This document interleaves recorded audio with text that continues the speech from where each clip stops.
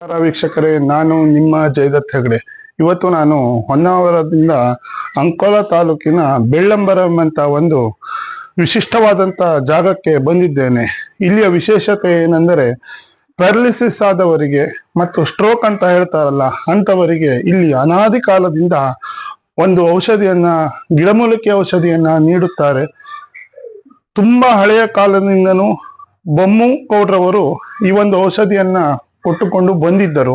ಹಾಗೆಯೇ ಅವರ ಮಗನಾದಂತಹ ಡಾಕ್ಟರ್ ಹನುಮಂತ ಬೊಮ್ಮಗೌಡ್ರವರು ಈಗ ಪ್ರಸ್ತುತ ಕಾರ್ಯನಿರ್ವಹಿಸುತ್ತಿದ್ದಾರೆ. ಇಲ್ಲಿಯವರೆಗೆ ಲಕ್ಷಾಂತರ ಜನರಿಗೆ ಇಲ್ಲಿ ಔಷಧಿಯನ್ನ ನೀಡಿದ್ದಾರೆ.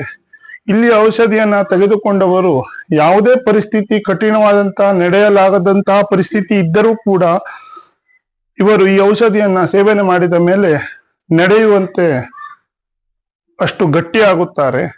ಮುಂದಿನ ಮಾಹಿತಿಯನ್ನ ಹನುಮಂತ ಬೊಮ್ಮಗೌಡ್ರವರು ತಮಗೆ ತಿಳಿಸ್ಲಿಕ್ಕಿದ್ದಾರೆ. ಅದಕ್ಕೂ ಮೊದಲು ನನ್ನ ಚಾನೆಲ್ ಅನ್ನ ಸಬ್ಸ್ಕ್ರೈಬ್ ಆಗದೇ ಇರುವವರು ದಯವಿಟ್ಟು ಸಬ್ಸ್ಕ್ರೈಬ್ ಮಾಡಿಕೊಳ್ಳಿ. ಹಾಗೆ ಲೈಕ್ ಮತ್ತು ಆದಷ್ಟು ಜನರಿಗೆ ಈ ವಿಡಿಯೋವನ್ನ ಶೇರ್ ಮಾಡಿ.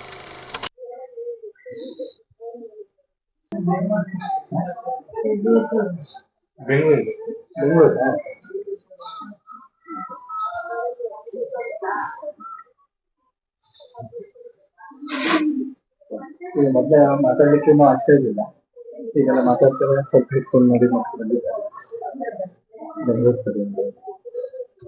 ತುಂಬಾ ಖುಷಿ ಆಯ್ತು ಸರ್. ನಮಸ್ಕಾರ ಹೇಳಿ, ಬಾಯಿಂದ ನಮಸ್ಕಾರ. ನಮಸ್ಕಾರ ಹೇಳಿ. ನಮಸ್ಕಾರ. ಸ್ವಲ್ಪ ಹೀಗೆ ಮಾತಾಡ್ತಾರೆ. ಓಕೆ.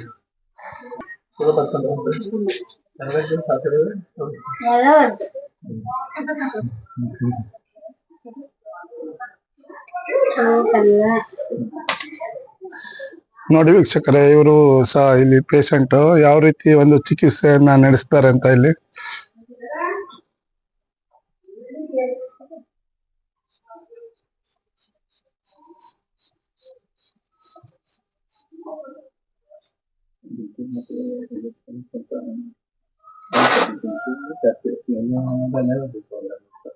ಅದಕ್ಕಿಂತ ಒಂದು 2 ದಿವಸ ಮೊದಲೇ ಜಾಸ್ತಿ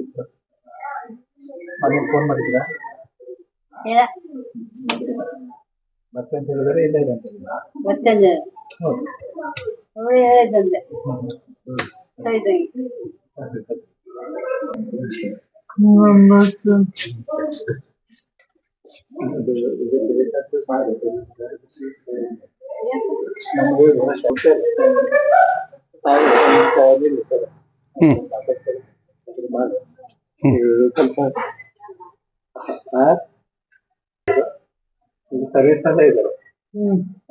ನಮಸ್ಕಾರ.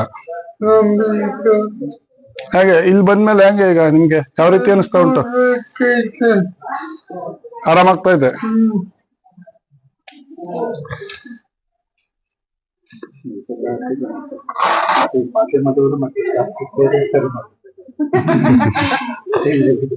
ಅವ್ರಿಗೆ ಸಪೋರ್ಟ್ ಬೇಕಿದೆ, ಹೌದಲ್ರಿ?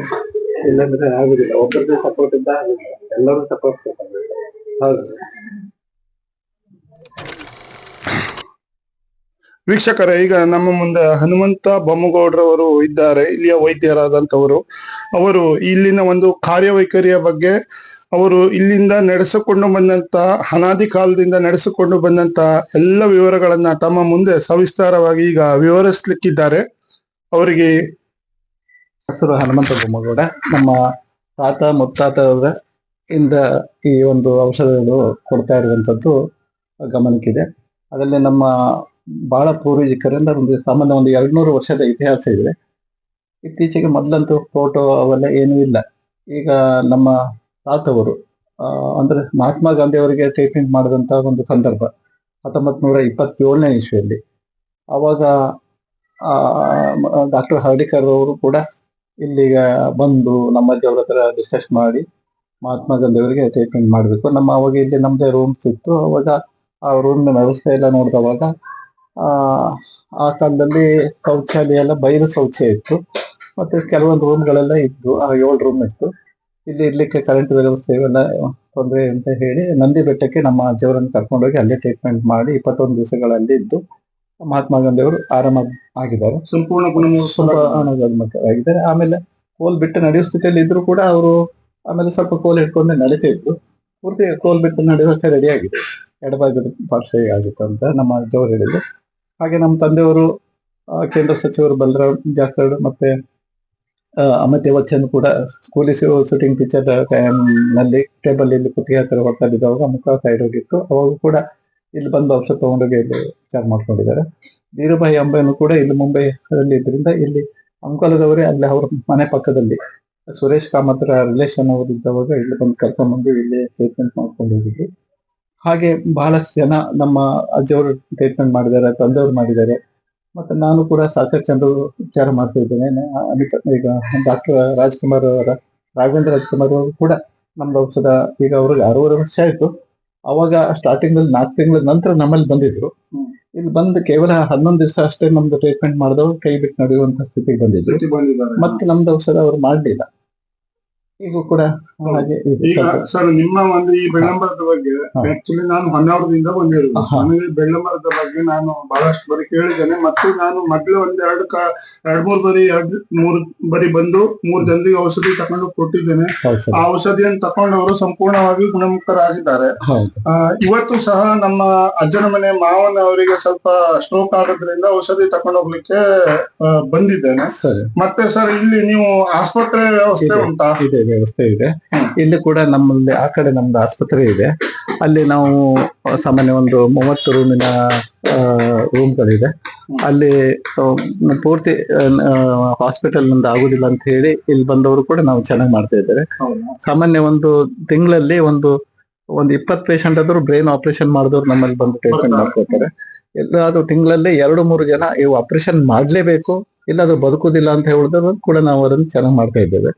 ಹಾಗಾಗಿ ನಮ್ಮಲ್ಲಿ ಮತ್ತೆ ಈ ಕಡೆ ನಮ್ಮ ಕರ್ನಾಟಕದ ಎಲ್ಲ ಜಿಲ್ಲೆಗಳನ್ನು ಹೊರತುಪಡಿಸಿ ನೆರೆಯ ರಾಜ್ಯ ಗೋವಾ, ಮಹಾರಾಷ್ಟ್ರ, ಕೇರಳ, ತಮಿಳುನಾಡು ಮತ್ತೆ ನಮ್ಮ ದೇಶದ ಎಲ್ಲ ರಾಜ್ಯಗಳನ್ನು ಕೆಲವು ಸಲ ಪೇಷಂಟ್ ಬರ್ತಾರೆ.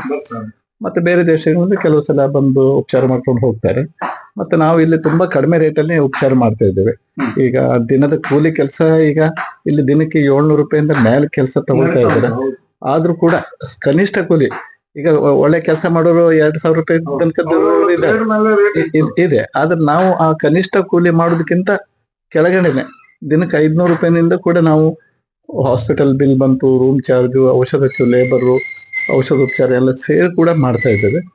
ಮತ್ತೆ ನಮ್ಮಲ್ಲಿ ತುಂಬಾ ಬಡವರು, ಶ್ರೀಮಂತರು ಯಾವುದೇ ಪಕ್ಷಪಾತ ಇಲ್ಲ. ಎಲ್ಲವರು ಕೂಡ ಒಂದೇ ರೀತಿಯಲ್ಲಿ ಆರಾಮ ಮಾಡ್ಕೊಂಡು ಹೋಗ್ತಾ ಇದ್ದಾರೆ.